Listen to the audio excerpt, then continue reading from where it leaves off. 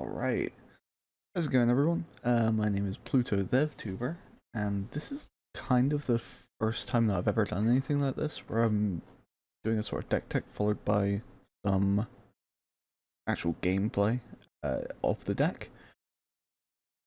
And the idea behind this is I like Historic Brawl. It's a lot of fun. It's a lot more of a thinking man's game than Standard, in my opinion. Simply because of the diversity of the decks that you're going to come across, even if you just play some of the most top tier decks, and you just end up in the hell queue.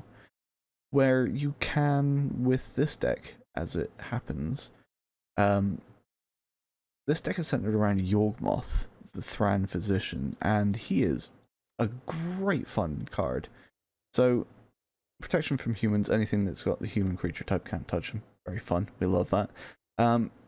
But, more importantly, he's a draw engine and a sacrifice outlet all at the same time. Pay 1 life, second the creature, put a -1/-1 counter on one target creature and draw a card. Pay 2 black, discard card, proliferate. If you need to kill something, you can very easily do so with Yawgmoth by either putting counters on it to just nuke its toughness and kill it. That works for indestructible creatures too. Or if you need a whole bunch of cards, you'll get them by drawing with Yawgmoth. The only issue is maintaining your life total. So the idea that we have here is that we have a lot of just very small creatures. A lot of 1 toughness, 2 toughness, a couple of sack outlets here, and where's the Woe Strider? There it is. As well as things like Pitiless Plunderer to gain treasures, to cast more spells. We have a lot of just small guys that generate more guys. In fact, Carrier Thrall, the Eldrazi Scion, even has, sacrifice this creature to add 1 colorless mana, so that's a nice little bit of sacrifice utility. Jadar and the Ophiomancer over here give you repeated creatures to sacrifice to Yawgmoth to draw more cards. Deadly Dispute, draw more cards at the cost of 1 creature, generate a treasure. Nice fun times. And then you've got things like Putrid Goblin, which has Persist. So when it dies, it comes back with a -1/-1 on it anyway. So you can bring that back at least 1 time, and then just sacrifice it to Yawgmoth again. Then you've got probably the best card in this deck, which is Nest of Scarabs. If you put 1 or more -1/-1 counters on a creature, you get that many Scarab tokens. Which, with Yawgmoth, you put a -1/-1 on a Scarab token, it kills it, it brings back a Scarab token, and you get to draw the card. It's an infinite draw engine at that point. Then we have a little bit more utility in things like your standard ramp with Mox Amber. Ornithopter is just a little guy. We all love Ornithopter. Bone Shards kills a thing. DRS turn 1 will get people to scoop, especially in the hell queue. It simply will. People don't like it, they're not fans. Dark Ritual helps you bring out Yawgmoth turn 2, or if you have Sheldred in hand, turn 2. Eaten Alive gets rid of something, Fatal Push gets rid of something, Gutter Bones comes back. It's great, we love Gutter Bones. Inquisition of Kozilek turn 1 doesn't get people to scoop as often as Duress does, but it can. People can scoop to that. Kaya's Ghost Form brings something back out of your grave. Malakir Rebirth brings something back out of your grave, or is a land. We love the modal DFCs.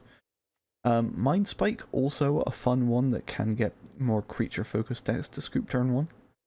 Nestor Chandler gives you a scroll when it dies, so that's 2 sacrifices for the price of 1.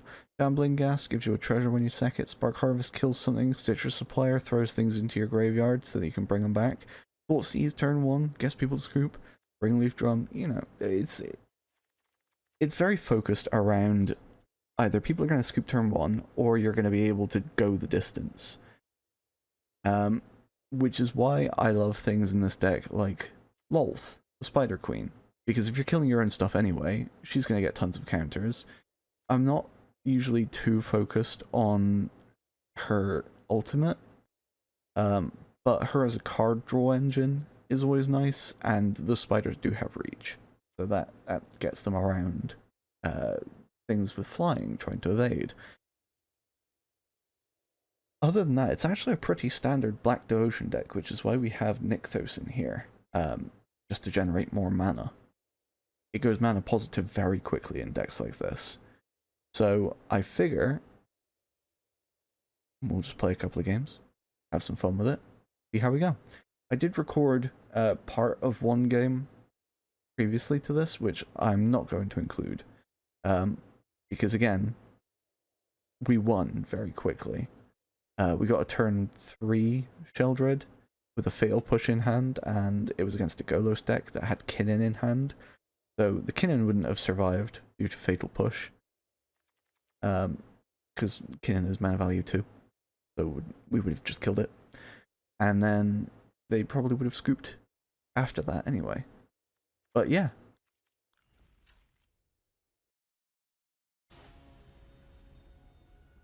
Okay, Sithis Harvest's Hand. That's usually a very low to the ground Enchantress deck. This hand could be pretty slow, so we are going to mulligan it, because we've got nothing that we can put in and bring back quickly with Ghost Form or Rebirth. Ayara kind of requires us to have other creatures in hand to play, and Blood in the Snow is great, but it's very slow to cast in this hand anyway. Nested Shambler, Nest of Scarabs, this is a lot better, actually. This will do just nicely, especially with Mutavault. Now, Mutavault is all creature types, but not all creature colors, so it doesn't work with Ayara. Nested Shambler does, though. So we'll play the land that doesn't generate us any black for now, and say go. There you go. Mutavault has Summoning Sickness because it can be used as a creature turn 1. Ooh, they don't like Mutavault. We're playing Mindstone instead of playing Sithis.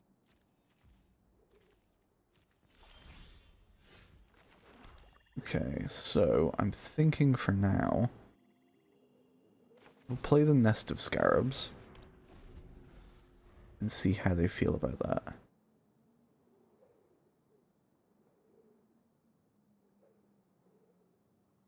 They might have some enchantment disruption.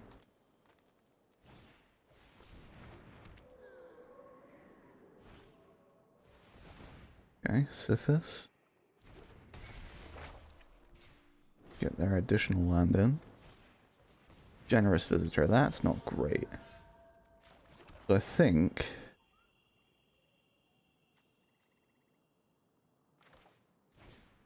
we'll do it like this. We'll sacrifice a creature, targeting the Generous Visitor.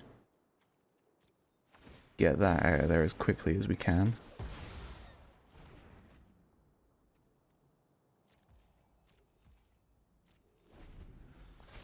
We'll leave mana up for the Mutavault in case they decide that they want to swing in with Sithis into my tapped creature, for whatever reason.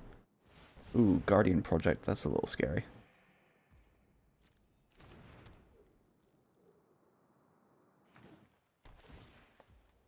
Do they have a 2-mana creature they can play this turn, though? Doesn't seem like it. Foolish. Hopefully they don't have a pump spell, though. Doesn't seem like they do. They don't.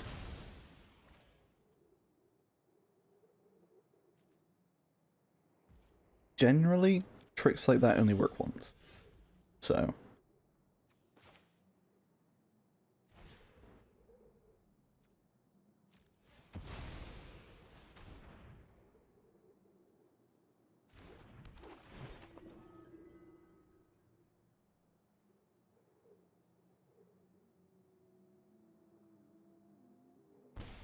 see how they do there. So they have something in hand that's holding up priority. Or they're playing full control for no reason.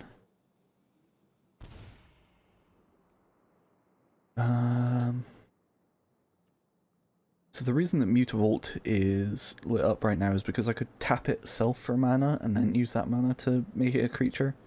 But it would just be tapped, so I'm not going to. But I'm going to hold priority there for a moment while I explain that. But it looks like I have a play for 1 mana. How scary. Okay, they're really desperate to be over 30 life for some reason. Uh-huh. Comes in as a 3/3. It's a non-token creature though, so they do get to draw a card. They have 6 lands, who are 4, plus their Mind Stone. 7 total mana, all open. I think replaying the Sithis is a smart play for them here. Obviously I don't know what else is in their hand. Sorry, just a moment.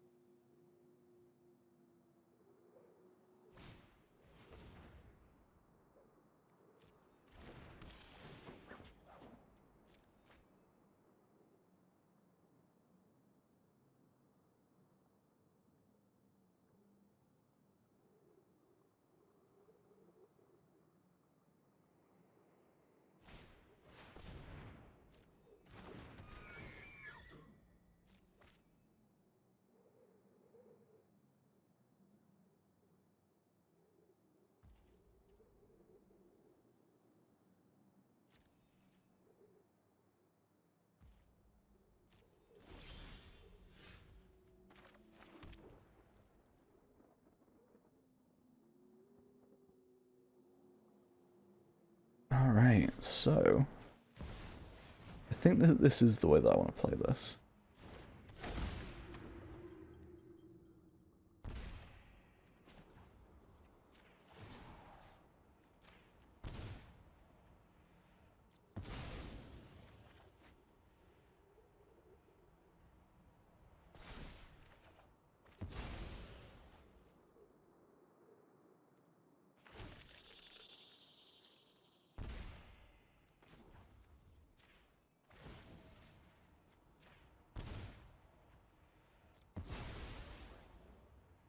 And now you see why the Nest of Scarabs is so good in this deck.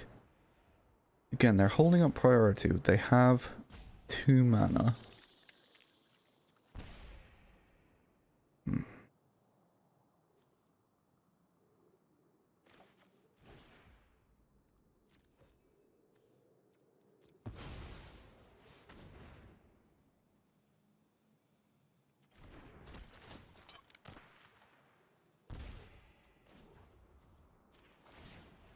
So until they're actually out of creatures, we can kind of just keep putting -1 counters on their stuff. And that 1 mana from the treasure allows us to get rid of the lightness of the Seeker.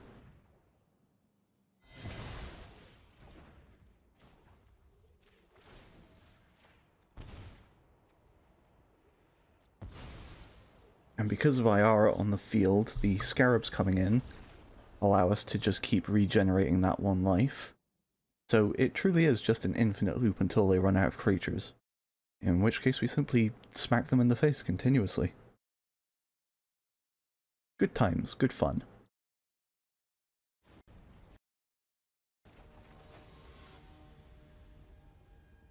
Okay, Raga Draga, Gorgut's Boss. This is actually a card that I've never fought before, and if I'm not mistaken, he gives +1/+1s to +2/+2 to creatures with mana abilities. That's fine. That's okay. So we're gonna turn 1 Thoughtseize and just take the first mana creature that I see for 1 mana. Ooh. Ooh. So we're gonna get rid of the Elvish Mystic easily. They kept a very, very unbalanced hand. That's a fun one.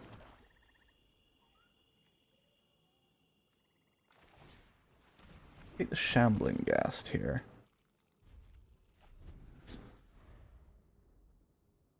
We'll hold 1 mana open.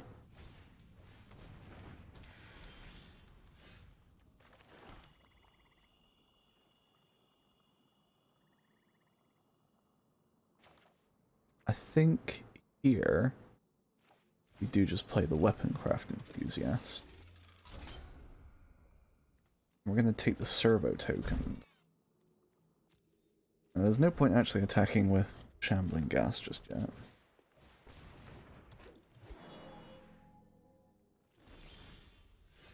They're going to get very upset. And frankly, it's entirely understandable. We'll get rid of the Woodland Mystic. There we go. It's an interesting strategy, I will tell you that. But when it's so heavily reliant on having your mana creatures, which are very high value targets anyway, I just can't see myself using it, is how I'll phrase it.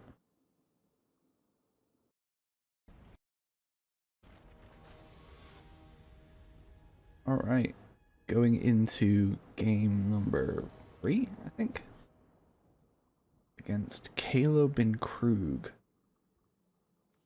I'm not very happy with this hand. Gate to the Afterlife can be good, but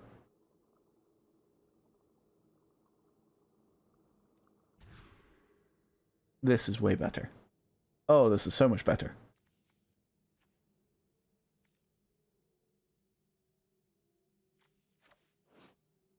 Discard your hand, draw that many cards. Choose an artifact or creature of mana value 1, 2, and 3. Okay. Let's go with the Phyrexian Tower first because it's not going to generate us any mana, and we won't really need that turn on. So don't let Eaten Alive fool you. It's a 5-cost spell, unless you sack a creature. Now, sacrificing creatures is what we're all about here. What we live for. Come on, shout it out. So we want creatures on the battlefield that we can sacrifice. Selfless Samurai. That can go.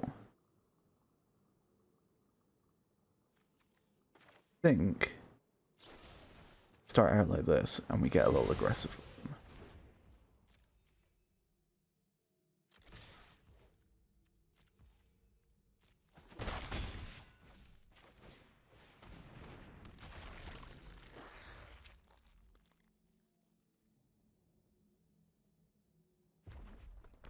Okay, so they probably bring in the Kayla here.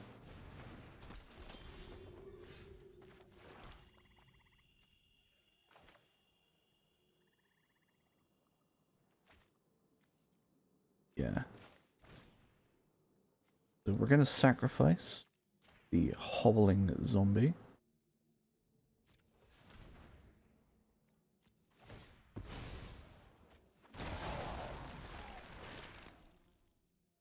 And then, when they've decided what they want to do with Kayla, we are going to play Xander's Wake. Followed by Meat Hook Massacre for 0. Auto-pay that by sacrificing the zombie with Decayed, because it can't block anyway, so it's kind of useless. And then... Ooh. I think we want the Morbid Opportunist there.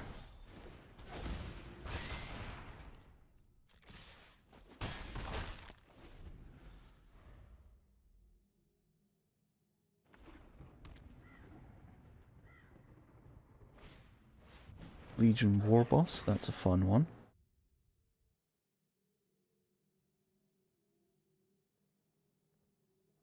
This is a Goblin deck. That's interesting. And that Goblin must attack each combat table.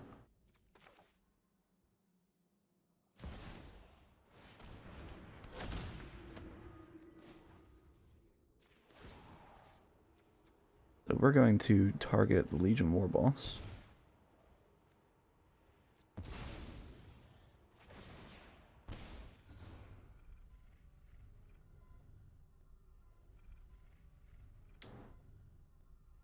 I think we go with the Acquisitions Expert. I think that's the funny card there. We play the Gutter Bones. We can just get rid of the Legion War Boss. Top decking that land was perfect. Blood on the Snow. That's a funny one. I'm going to attack with the Laser Tip Reaver. And then I'll end my turn. We'll just see where we go from there.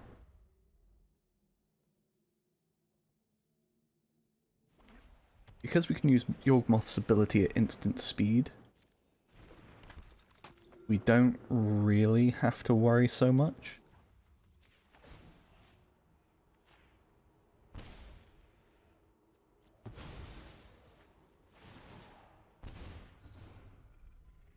Ooh, Thieves Guild Enforcer.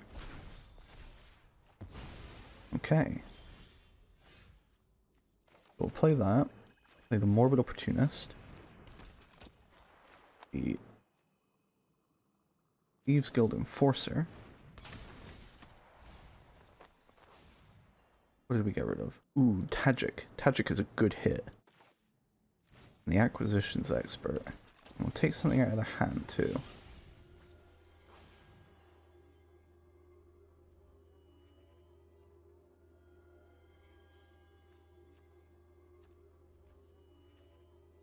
That's because Yawgmoth is a cleric. Yes.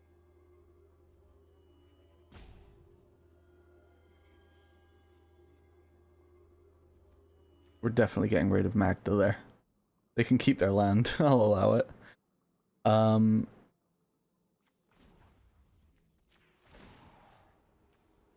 we will target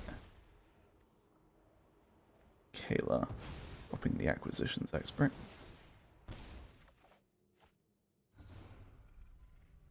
Who do we want here? Just another Morbid Opportunist.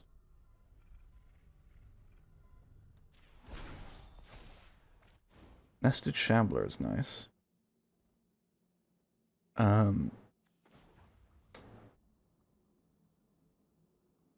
Realistically,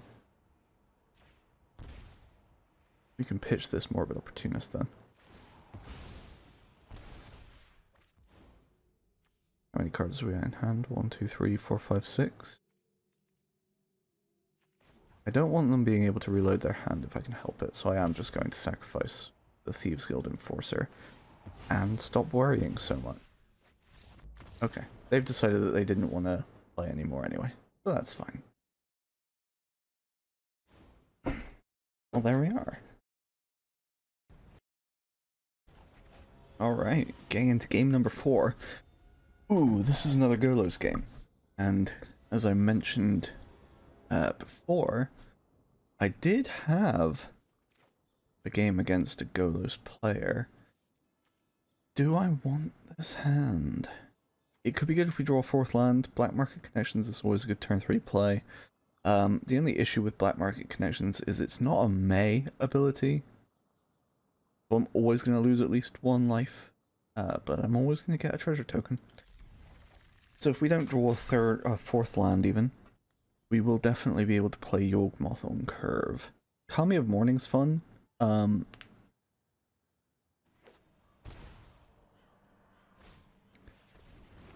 Especially if we can draw 1 mana. Okay, well, how are the Eye Tyrant?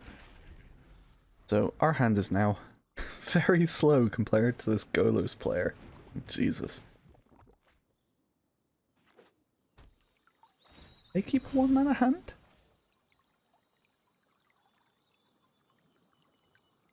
It's debatable, but it's certainly possible. Okay, Gutter Bones, that's a very fun one. I think I want to go for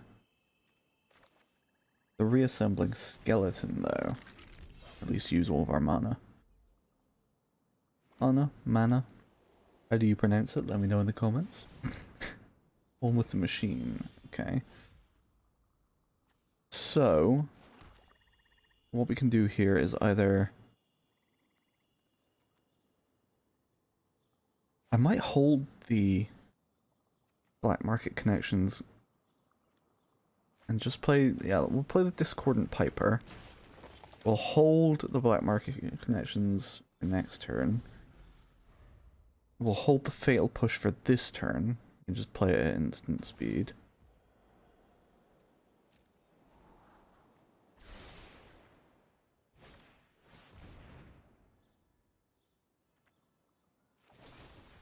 Let's get rid of the Elvish Mystic. They've already tapped it for mana, so it doesn't really matter, but...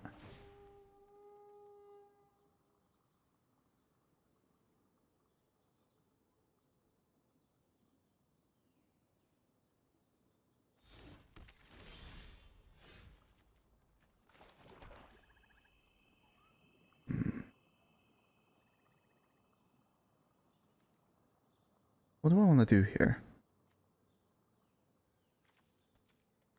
Yeah, I don't have anything in the graveyard that would really help me here, so we're just going to go Yawgmoth. Golos is kind of a big swinger, so we're just going to start trying to chomp him down a little bit. Duress is a fun one.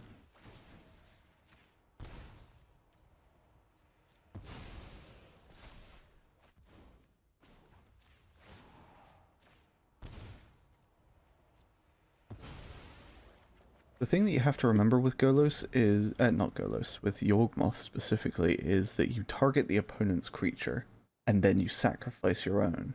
If you target your own creature, you'll sacrifice that creature. Okay. So they decided not to play anything, so we have a little bit of freedom here, so we can kind of go off. Let's play the Gutterbones. Play the Duress.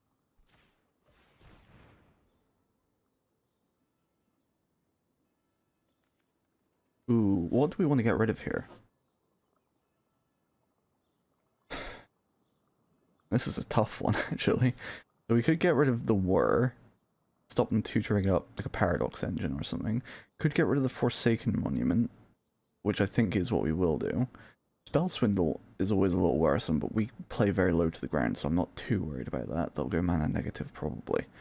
Chromatic Orrery can be trouble. But I'm going to get rid of the Forsaken Monument. I'm not too concerned with the Settle the Wreckage. Play Dark Ritual, get up to 5 mana. And we'll play Black Market Connections.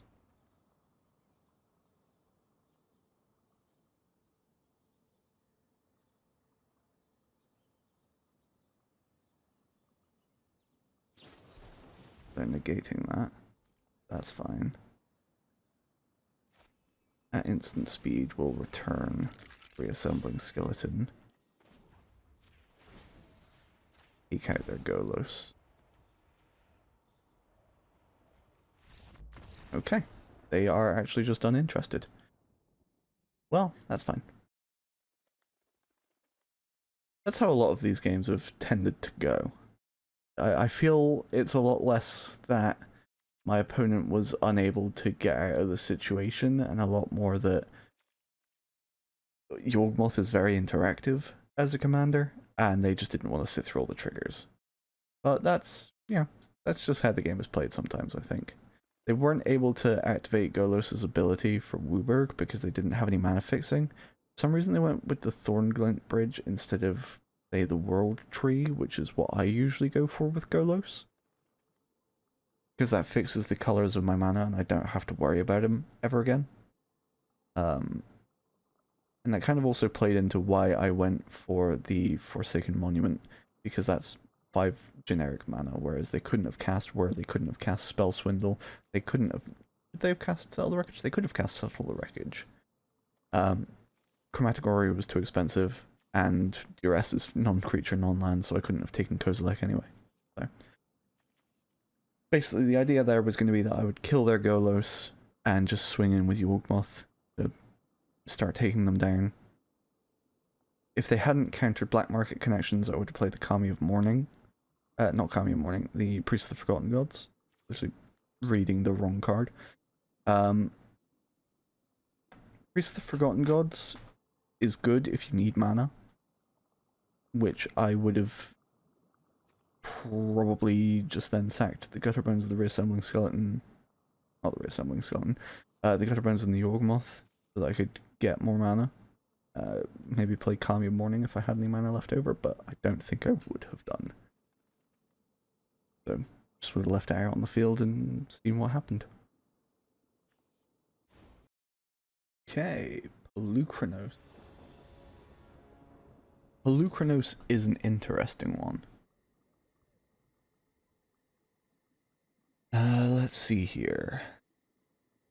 This is actually a fairly good hand. It's very low to the ground, but everything is a 2-drop. So we will keep it, and I'm thinking that we go turn 2 Arcane Signet, turn 3 Yawgmoth.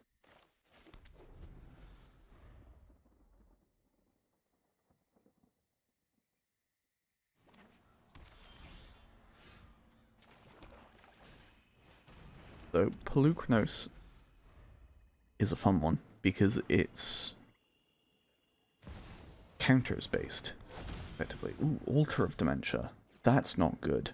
That's actually very not good for us. Altar of Dementia. Altar of Dementia. This is a mill based deck. That's interesting.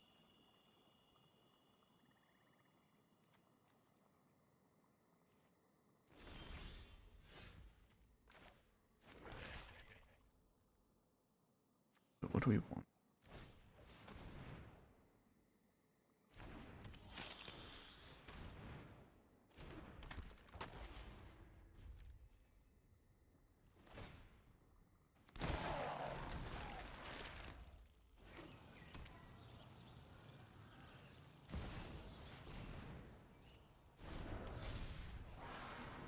We're gonna get started with this immediately.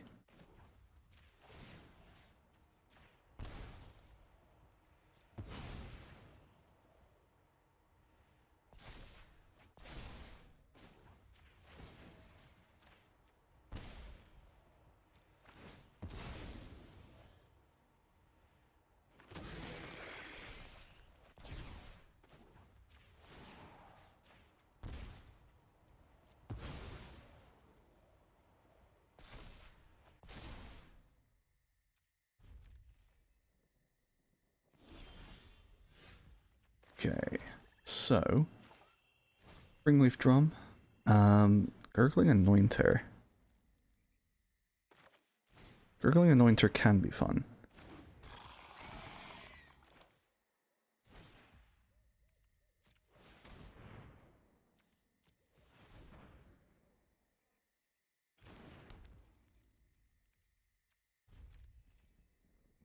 And then Jadar will generate a zombie on end step.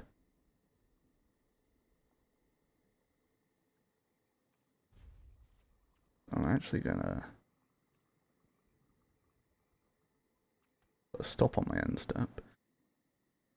Do I want to swing with Yawgmoth? I will. Because either they won't block, or they will block and I'll kill Pelucranos on end step. Okay, they've chosen not to block. Let's go to my end step. Resolve Jadar. Yawgmoth targeting Pelucranos, sacrificing the little guy with Decayed, giving the Gurgling Anointer a +1/+1. And then we end my turn. The next turn, we have a Pitiless Plunderer.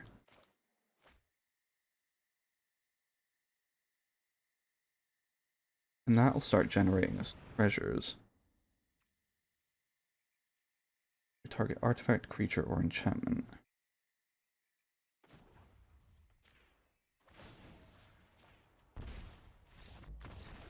Okay, well. I actually screwed up there. I forgot that Yawgmoth's Oracle text says sacrifice another creature. Because I was just going to sacrifice Yawgmoth to himself, but you can't do that. So, they didn't call my bluff, effectively. Because I was not going to sacrifice Jadar or the Gurgling Anointer. I would have cancelled that. Oh, we're one land off. That's annoying. Well, there we go. Get moving into game 6.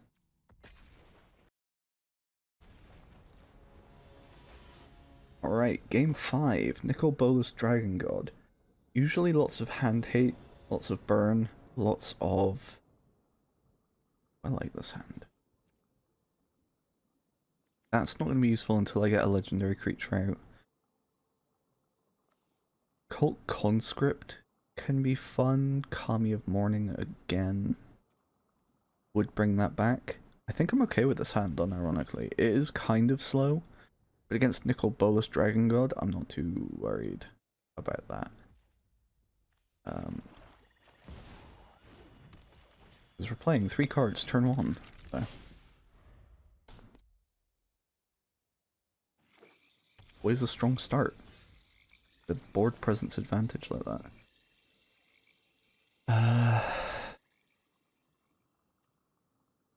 Yeah, I guess we'll play the Mimic. It doesn't really matter so much.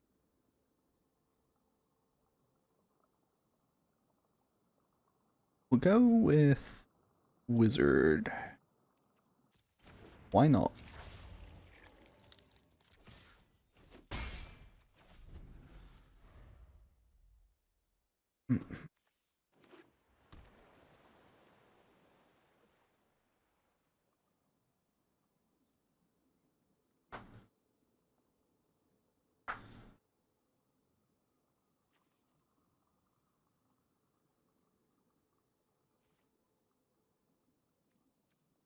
Okay.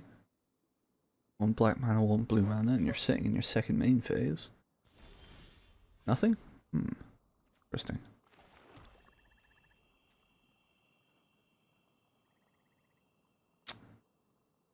Do I want the Laser Tap Reaver here?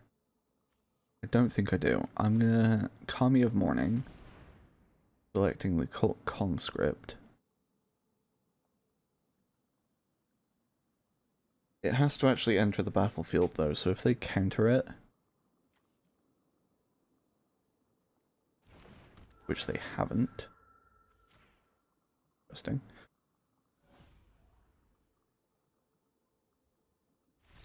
Okay. Well, obviously they totally bricked. Being the client's so slow these days. So, the reason that I targeted the Cult Conscript is because it's 1 mana, so when a creature of 2 or more enters the battlefield, it dies. Cult Conscript comes straight back to the battlefield, so it's good sack bait. For Yawgmoth, realistically, the strat was going to be play the next land, play Yawgmoth, sack it, sack the Metallic Mimic, kill whatever they had put in. The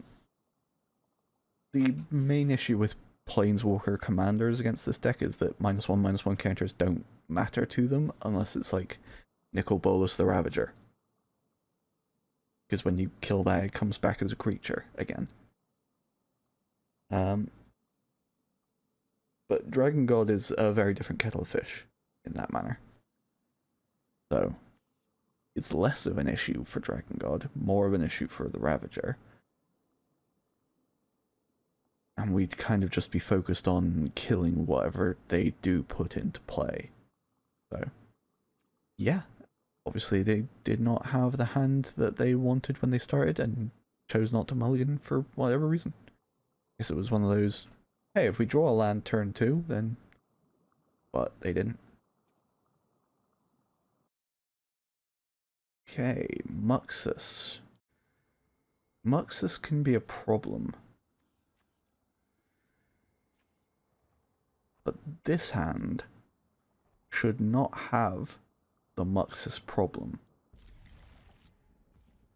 So, turn 1, Cursebound Witch. turn 2 Arcane Signet, turn 3 either Sanguine Brushstroke for the Blood Artist or Yawgmoth. I'll probably go with Yawgmoth.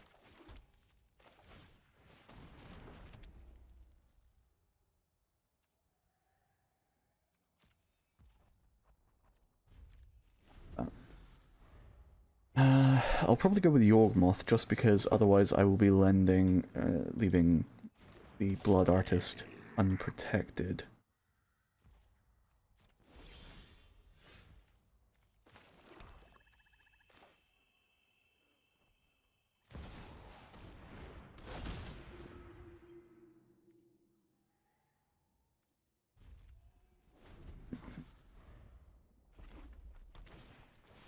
Azaret's Monument. Okay.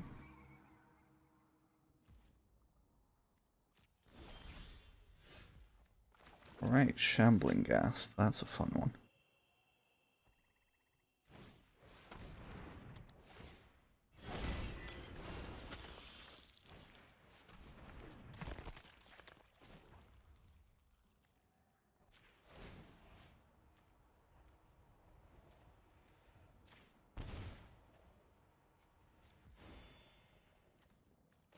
Remember what I said earlier about how you target your opponent's creatures and then sacrifice your own?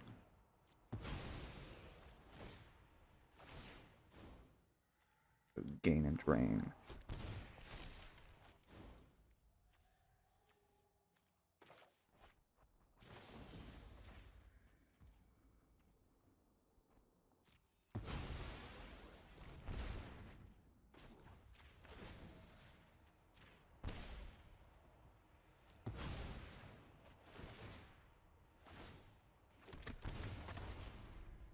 What do we want here? That can be fun.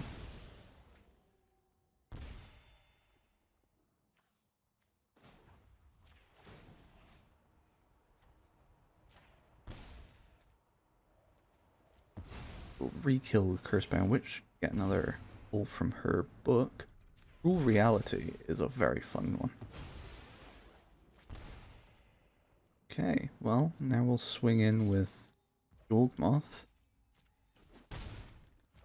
for a little extra damage. Goblin War Chief. That has haste. They're probably swinging. Yeah, no worries. I will simply take the 2. I'm really not worried about that. Hive will come in tapped, and I want the mana. So we'll Trespasser's Curse them. We'll Cult Construct ourselves. We'll Inquisition them. Nothing. But they do have Embercleave, and they do have Terror. And Terror, very scary. So let's get rid of this Goblin War Chief. I know what you're thinking. Ooh, Laser Tep Reaver. That's definitely the play there. Because now, I have an extra sack. I was thinking we'd bring back the Cult Conscript, but top decking that Laser Tep Reaver is definitely ideal.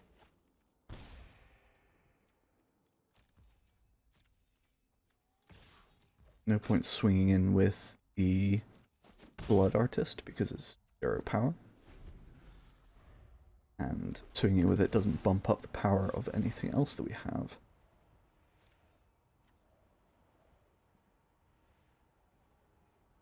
I like their Goblin deck with their squee card sleeves.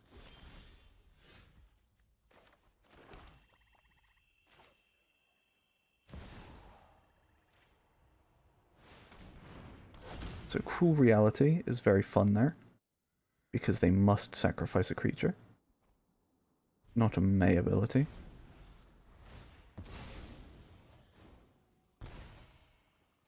They might just play Muxus here. Yeah, there we go.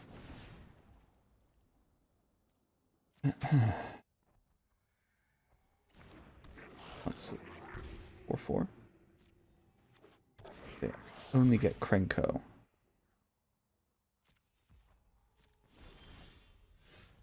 Okay, Mutavault.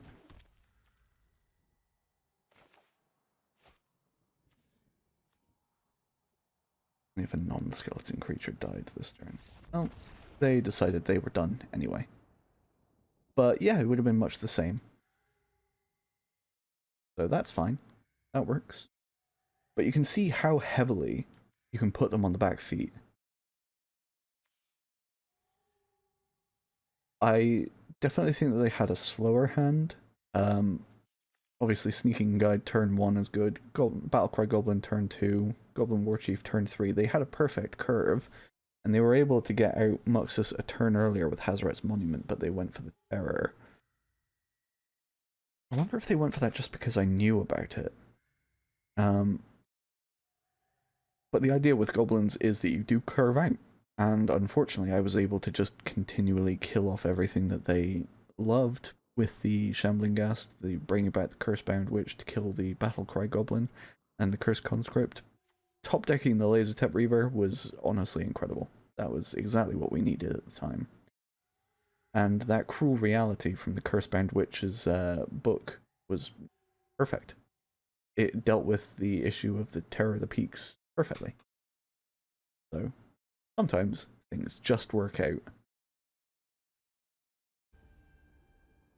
Okay, Jacob Hawken. This is a tough one, admittedly. So Jacob Hawken allows you to exile cards, and you can play them from exile when you flip them over. You can play one of them. The tough thing is all the value that goes under Jacob. So I kind of want to kill Jacob as quickly as I can, or empty their hand of any value. Oh, oh man, what a hand! Oh no! Every one of these is a good pick, and any one of these I leave behind is a terrible one. Oh man, we gotta get rid of the Omniscience.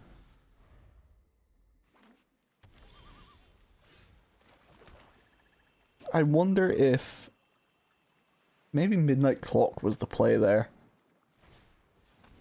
Oh, that's not ideal. That's not a good time.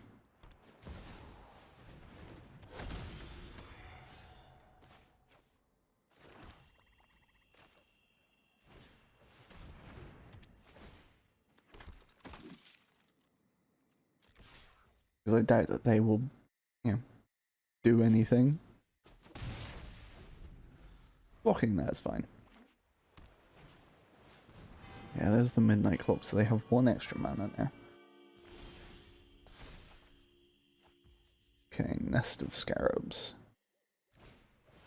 That'll help me keep Hawken off the board.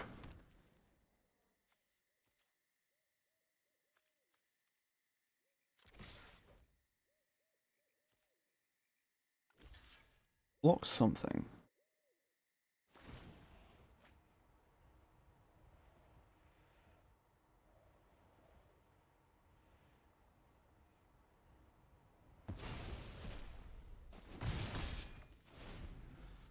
So because it exiles it face down, it also shuffles their hand, so I don't know what's in it anymore.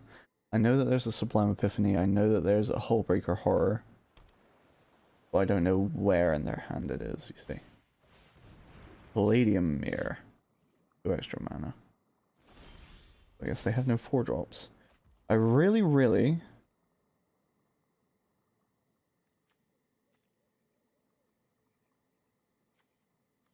What do I want here? Well, I need a new land. Otherwise, we're not getting Yawgmoth out.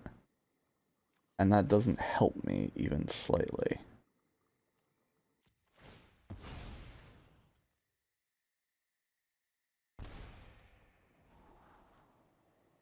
I would love to take Jadar, however. Really need that land.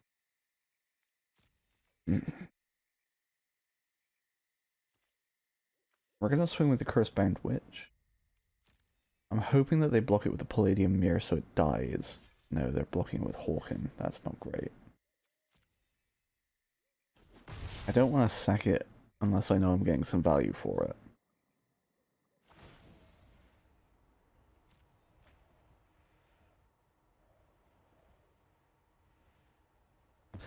But the other thing about Jacob is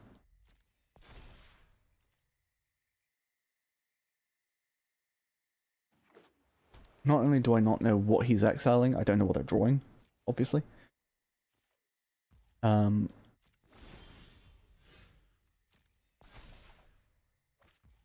Thoughtseize helps.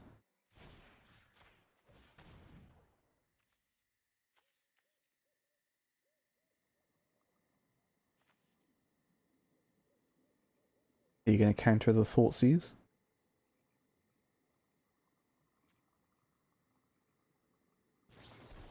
Yeah, Sublime Epiphany. Counter target spell. Turn target non-land permanent, they're returning the Nest of Scarabs. That's fine. Creating a copy of the mirror.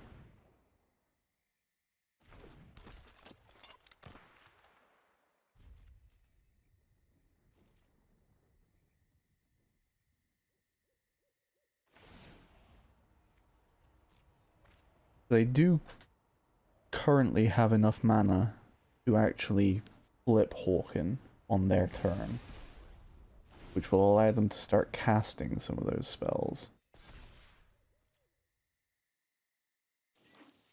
Unfortunately, I think he becomes a... Oh, that's not great. I think he becomes an enchantment. Yeah, he becomes an enchantment, so Yawgmoth is not going to be able to flip, to get rid of him after that.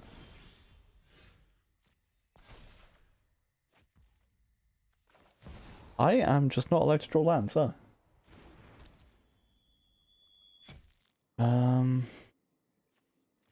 Here's what we do. Sack the Dire Fleet.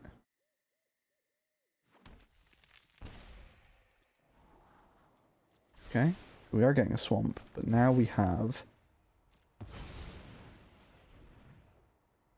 Yawgmoth on the table. We can start killing Jacob.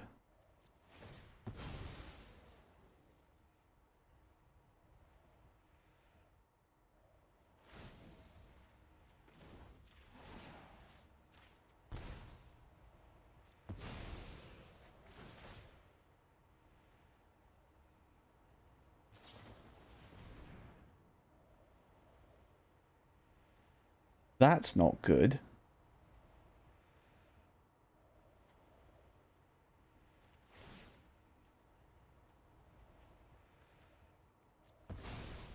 That's not good at all.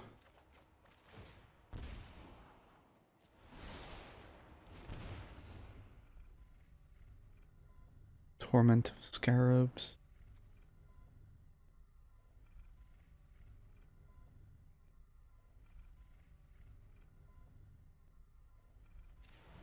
Yeah.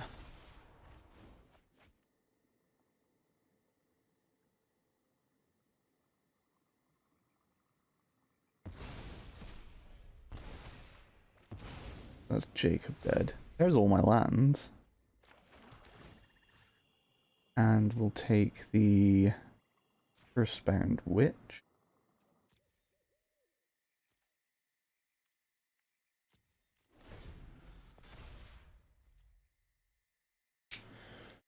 So now at least they have to put Jacob back in before they can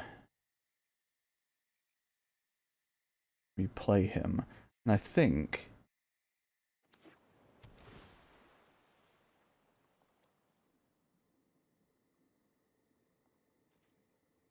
That's not great.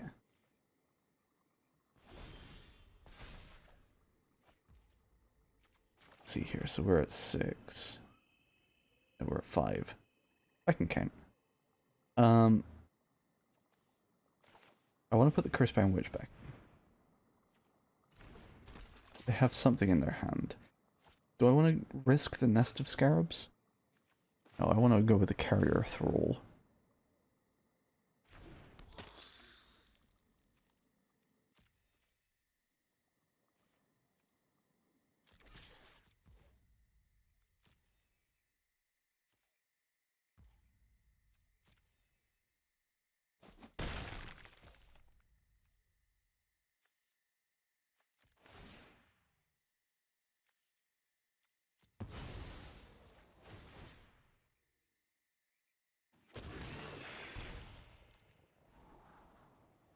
Okay, sanguine brush stroke. How much mana have they got? 2, 4, 5, 6. Midnight clock.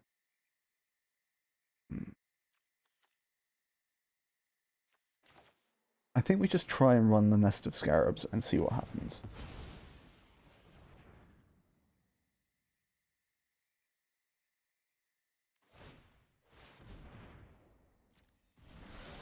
Seeking a non-land card, hoping for a counter, I'm sure.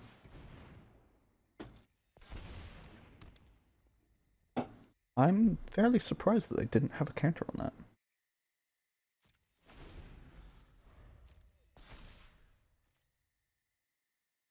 that.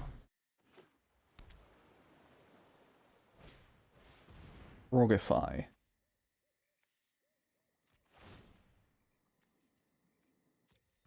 Do I want them to have the free mana? I don't care. Free damage even. I can't block with it this turn. They have 1, 2, 3, 4, 5, 6, 7 currently. That goes away on my turn though. Really shuffling their hand in their graveyard. Their deck and dealing them a new 7. Here. I really don't want that nest of scarabs on the battlefield, even though I'm not really using it at the moment. But if Sublime Epiphany isn't in their hand, that's fine with me. I'm fairly surprised that they didn't token copy their Midnight Clock. I'm pretty sure that gets exiled. Yeah, it does. I should know, I've been playing Roscoe decks like non-stop for the last couple of weeks. But when you make so many, it just doesn't matter, you know? So they have a full 7 new cards and only 2 mana. 1 blue specifically.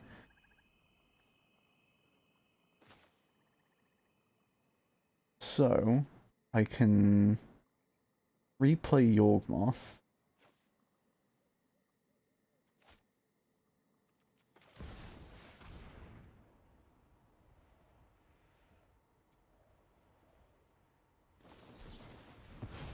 Yeah, that's about how I felt like that was going to go.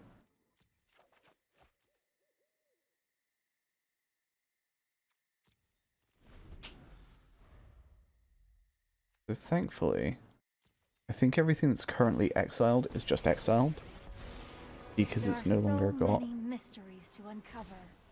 Ooh, Oracle of the Alpha. That's troublesome. This deck is designed to be a pain in the ass.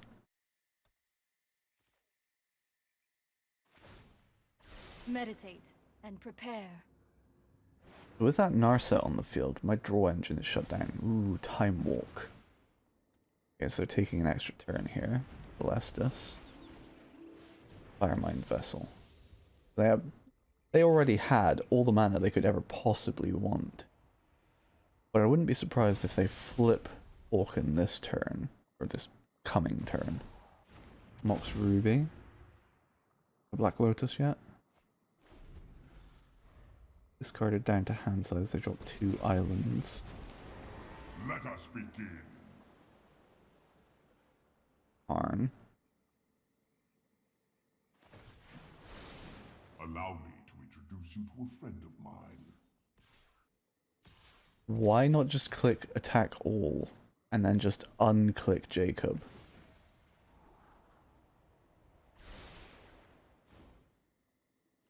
So, I don't mind the Woe Strider dying, and... in fact, I actually have enough health where it doesn't matter. Do I want to block like that? I'm not going to be using that Palladium Mire for damage anyway. So I'll just block like, sorry, for mana anyway. I'll block like that. Get the 2.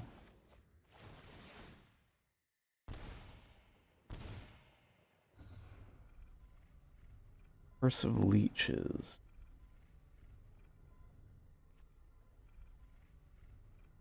I think I want the discards at random. Put thoughtfulness before action. Okay, invoke the winds. They're gonna try and steal my commander. Fair enough, I guess. Let's go with Gutterbones, because funny. And Black Cat, because also funny. So, do I have any way to kill these? Not really. I guess we'll just gate to the afterlife. I have 1, 2, 3, 4 creatures in the yard.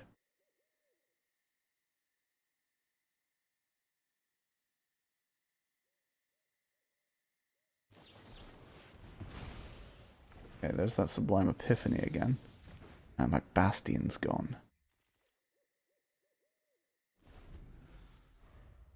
Realistically, the mono blue tempo deck that this is a terrible matchup for me. Some solutions must be built.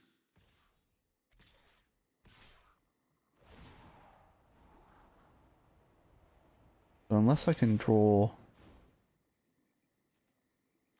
I guess, Blood on the Snow would be my only real out here.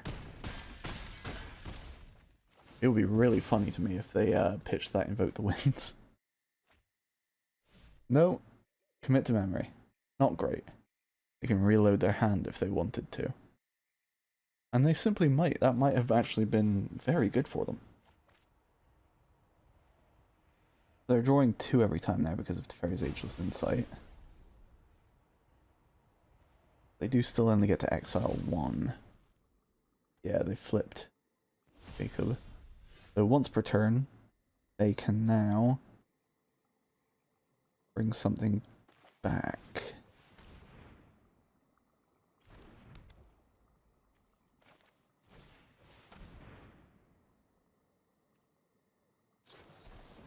Bell Swindle. That's rude. Now they have 3 treasure tokens. I probably should have killed Narset there, actually. That was a mistake on my part. They can now cast, I believe, 1 of those spells that they had exiled. That's so mean. They stole my Xander's Wake. They hijacked literally a funeral party.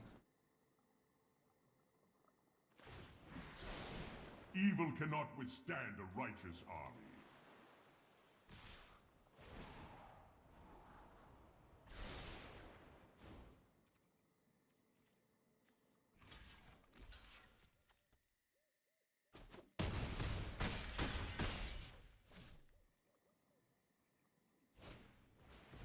Okay, Cold Steel Heart.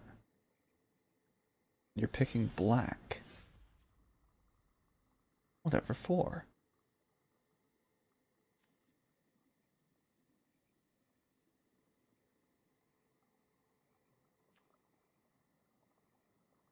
Hmm.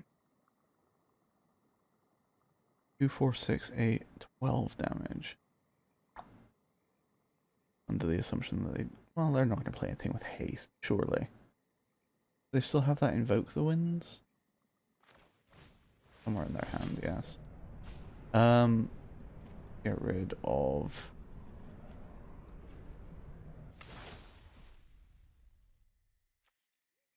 And then now got 5 creatures in the graveyard. Not ideal, but it'll work.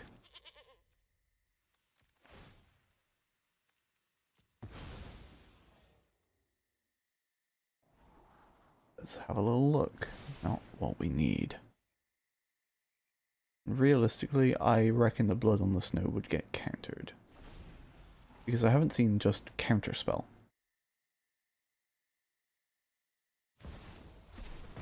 Your best, the Sea God, is the opposite of what we want. There's that Invoke the Wind.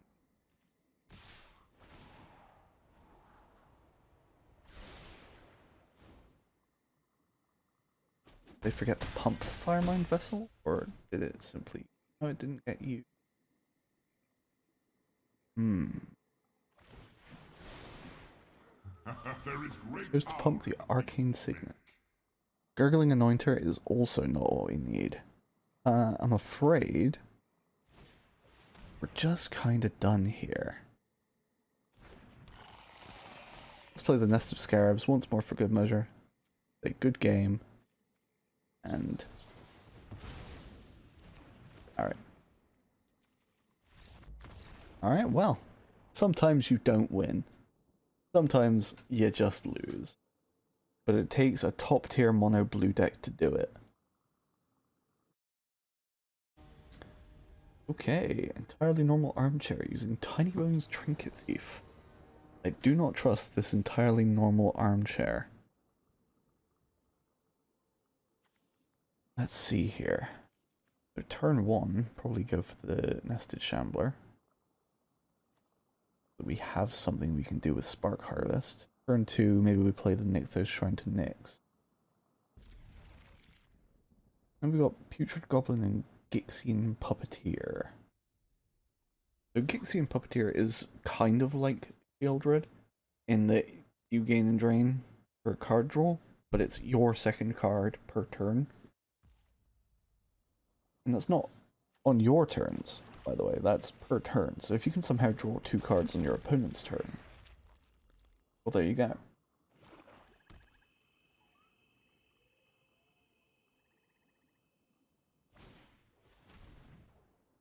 I don't know what they take here. Maybe the Spark Harvest with the Gixian Puppeteer? Spark Harvest. Which is totally fine.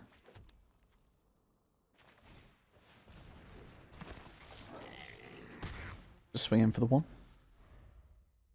Get a little rough with them.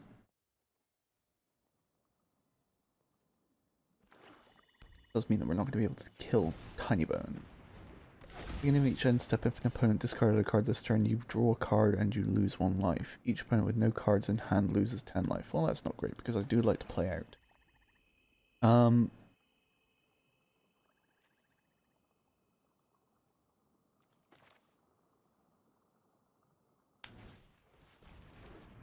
And we will.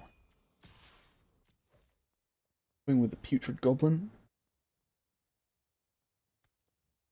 Doubt that they'll block, but hey, they might.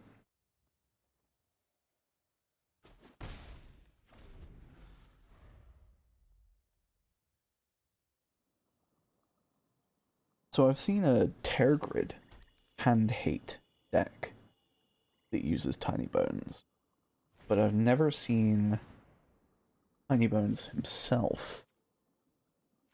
I think we go for the Blood on the Snow here. If they don't conjure a duplicate, you can have something from my library, because it's a duplicate and not just straight up stolen. I might kill the Shambler.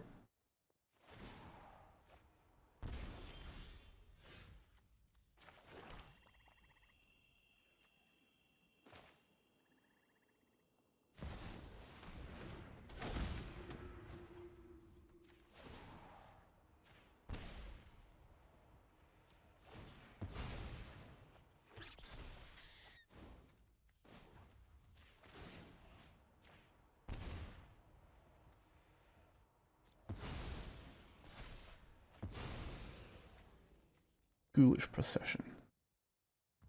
Interesting.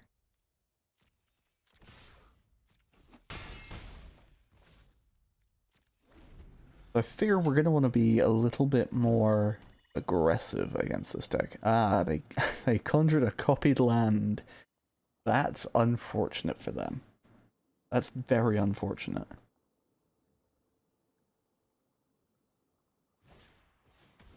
They're going to divest. They choose an artifact or a creature. Well, that's going to be the Gixian Puppeteer.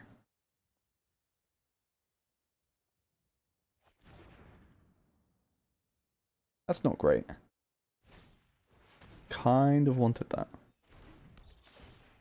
Discards a card, will discard the swamp.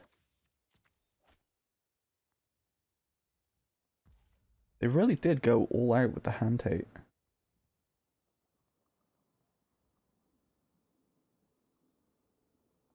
I'm going to hit full control so that as soon as I can, I'm just going to kill this rat. And we'll get the Putrid Goblin. Because it'll come straight back.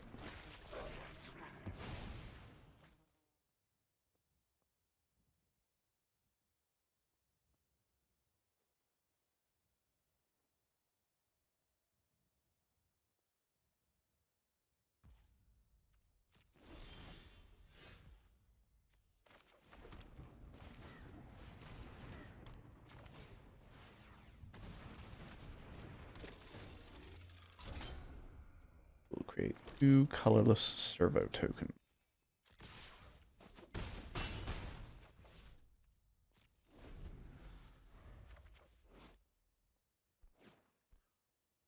So Tiny Bones' activated ability costs 2 black 4.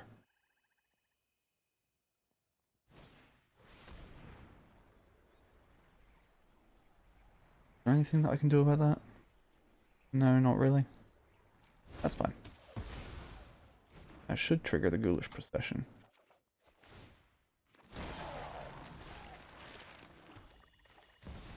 He's coming straight back.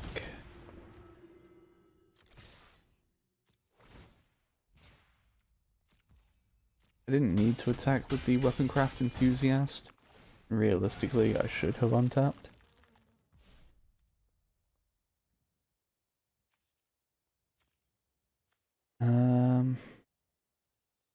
Do I want to kill the Gutterbones? I won't be able to get it back that turn anyway, because I have no mana. The Hourglass Coven. That needs to go.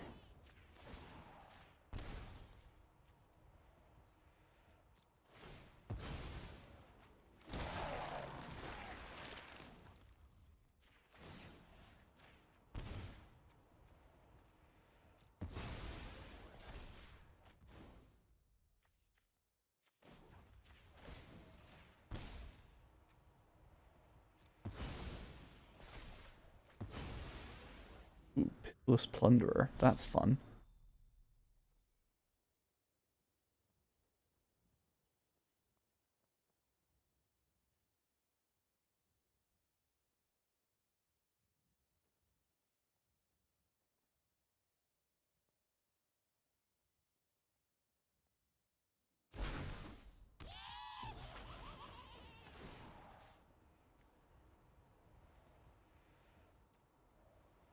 We'll kill one of them.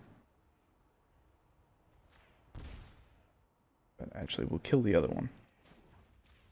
No, it's at the beginning of their upkeep, but... well, that's fine. Because I would have just swung out, they had no mana open, they couldn't have killed any of my creatures anyway. So, they would have simply died on my next turn. We'd love to see it. Alright.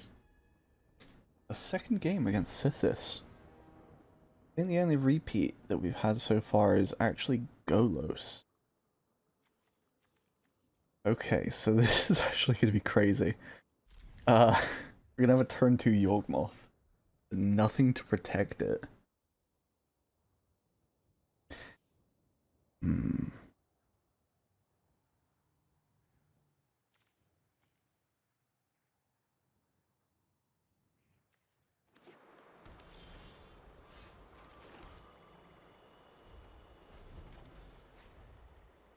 So now I'm kind of wondering, is turn 2 Yawgmoth actually the play?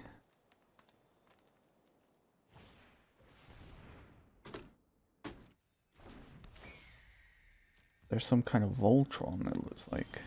which is bad for me.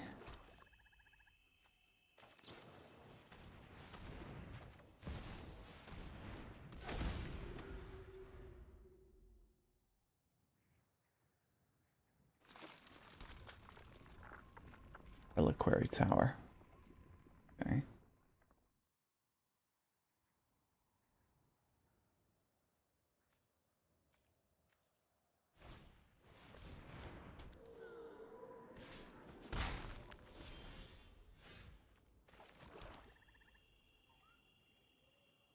How do I want to do this? What do I want to kill? Probably Sithis. Because he's simply too valuable.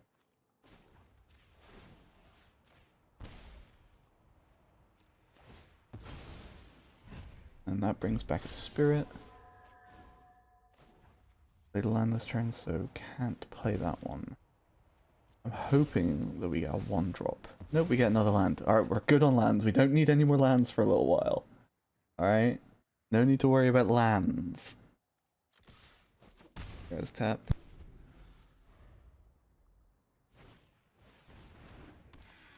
Sanctum. Lesson training. Okay.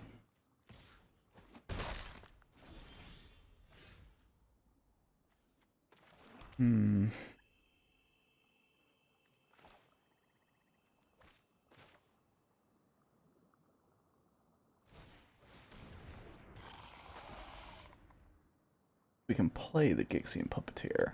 We don't have to sack it yet.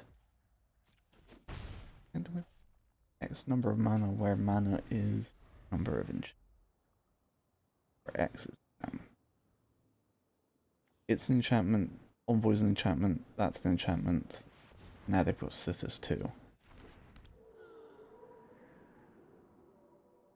The Sanctum Weaver really does gotta go.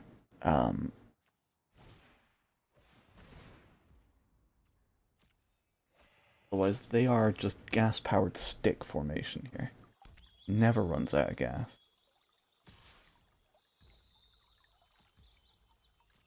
They're already beating me on life.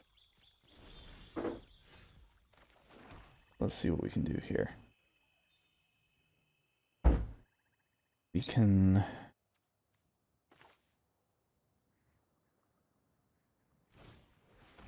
Xander's Wake, Gixian Recycler, leave 1 mana open.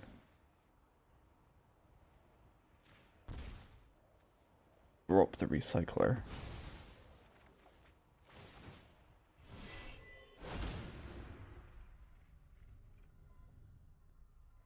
None of this is really what I want here.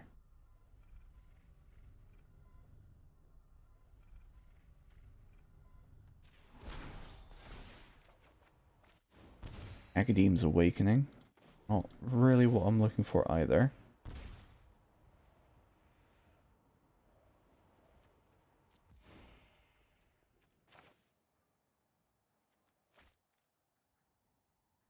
So I'm gonna swing with both of these guys right now.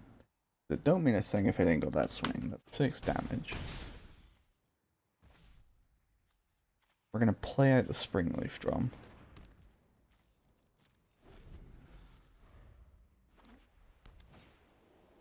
Sigil of the Empty Throne. That's bad for me. That's not good. Daxos, and they've still got 4 more mana. They are gonna absolutely take the take the creature game. Skyclave, that's gonna target probably Yawgmoth. Wait. Yeah, the Gixian Puppeteer. I'll just sack that. Choose one, we'll go with this. Because it goes straight onto the battlefield, I'm not unearthing it. Go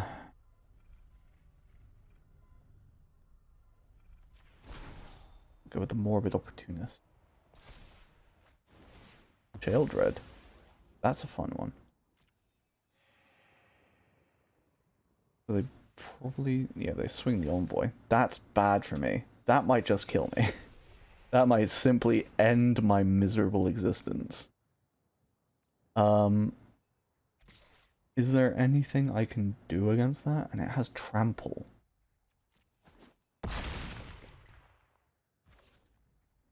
That's really bad for me. Oh, that's so not good. Let's do Ayara. Morbid Opportunist.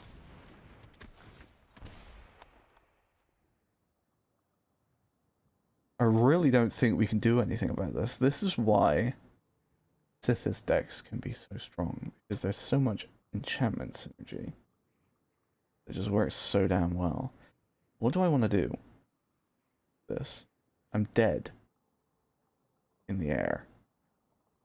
I don't have 4 creatures that I can sack. And I'm not going to drain them out by the time...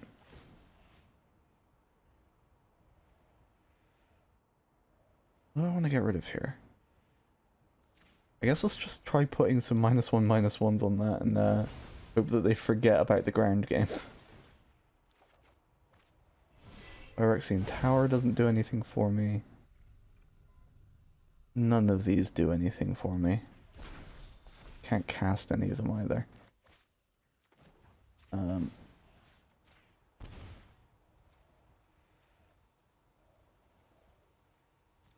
That's a once per turn. Ophiomancer. Could have been useful earlier.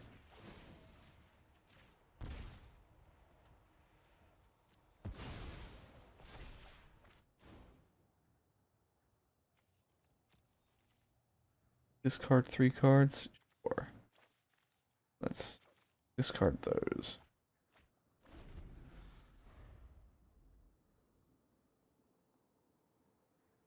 Don't realize that you have 12 damage in the air.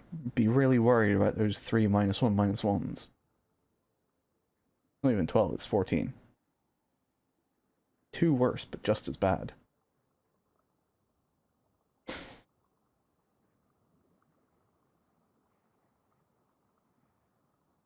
I see you struggling. The correct course of action is to click the cogwheel and click concede. That's what you want to do. Neither of those are concede. You're doing it wrong.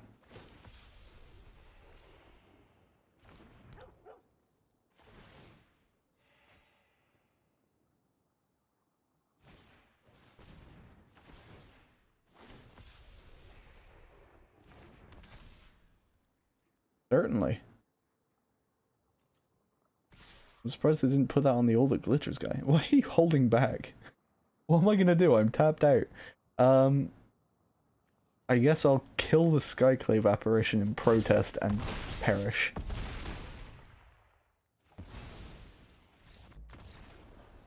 Well, there we go. It can't win them all, as I have illustrated. I think that was 8 wins out of 10 that you guys are gonna see. Because the only other games that I've cut out are the partial game against the first Golos, where they scooped to a turn 2 duress, not even a turn 1 duress, and the one where my client crashed. I came back as an Ajani avatar and they scooped to a turn 1 duress. So, you know, that's real content that you guys have missed out on, unfortunately. In fact, I crashed in that first game too. Yeah, Arena Client, not very happy with it today. But, yeah. There we go. Okay, so 8 out of 10 wins is not bad. 8 wins in 10 games, pretty good. I'm very happy with that. It's not a particularly difficult deck to play unless you run into a deck that's faster and lower to the ground than it. Which with this many 2-drops and 1-drops, you don't often, but you totally can. I like Yawgmoth as a commander.